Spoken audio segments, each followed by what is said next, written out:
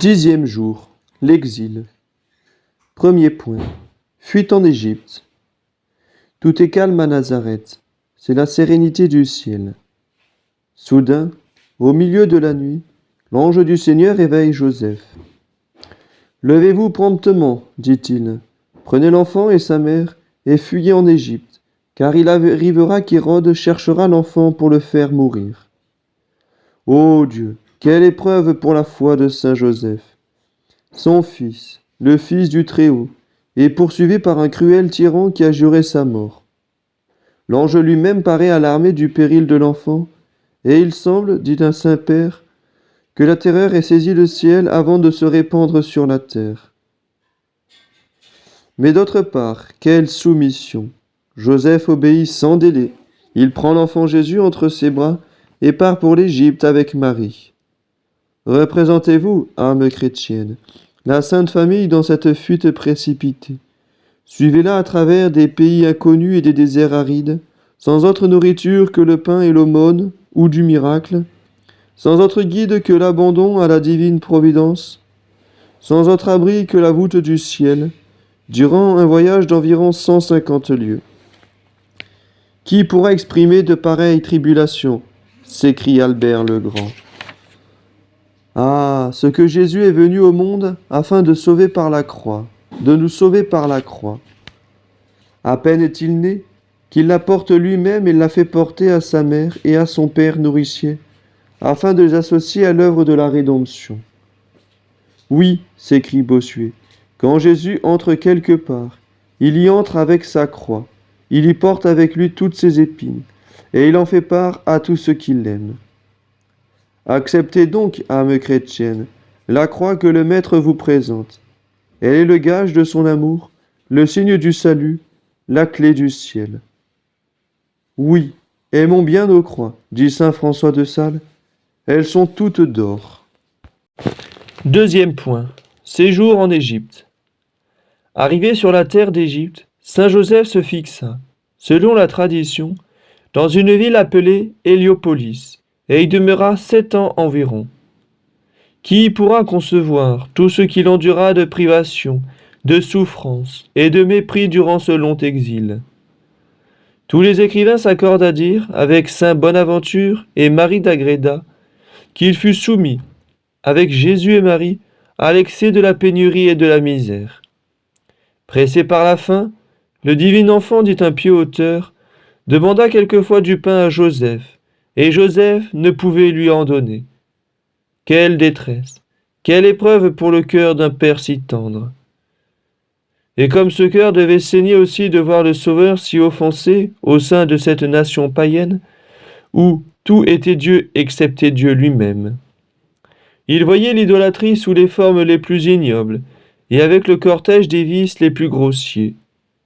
Oh, quel spectacle pour des yeux si purs! Cependant, au milieu de tant de souffrances, le courage du saint patriarche ne se démentit jamais. Il trouvait dans la compagnie de Jésus et de Marie les consolations dont il avait besoin pour supporter patiemment les rigueurs de l'exil. Être avec Jésus, dit l'Imitation, c'est un paradis.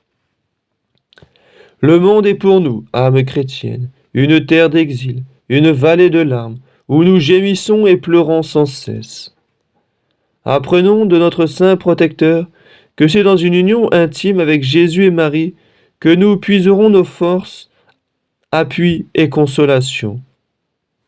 En même temps, soupirons vers le ciel, notre chère et bienheureuse patrie, où nous nous réjouirons éternellement en la société de Jésus, Marie et Joseph. Disons-nous souvent, un moment de peine, une éternité de bonheur. Exemple. Des âmes pieuses, en méditant sur la fuite de la Sainte Famille en Égypte, ont eu l'heureuse inspiration d'honorer saint Joseph comme patron des voyageurs. Un jeune homme, engagé dans la marine marchande, quittait sa ville natale, il y a 2 ans, pour se rendre du Havre à Marseille. À peu près en face de Cadix, le capitaine du vaisseau lui commande d'aller resserrer la corde d'un mât qui malheureusement était pourri. Pendant que le jeune homme exécute l'ordre qui lui était donné, la corde se rompt. il est précipité au fond de l'abîme. Il y demeure 1 heure entière, essayant toujours, en nageant et en combattant contre les flots, de rattraper le navire qui semblait fuir à mesure qu'il s'en approchait. Déjà ses mains se paralysaient et ses forces épuisées se perdaient sans retour, lorsqu'il se souvint que sa sœur, en lui disant adieu, avait placé, dans la poche de son habit, une statuette de saint Joseph et avait prié ce grand saint de bénir son voyage et de le ramener sain et sauf. À l'instant, son courage se ranime.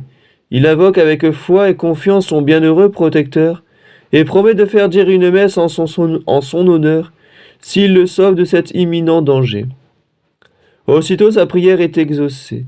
Il se sent soutenu sur les flots par une main invisible, et il parvient à atteindre le navire au moyen d'une corde que lui jette le capitaine.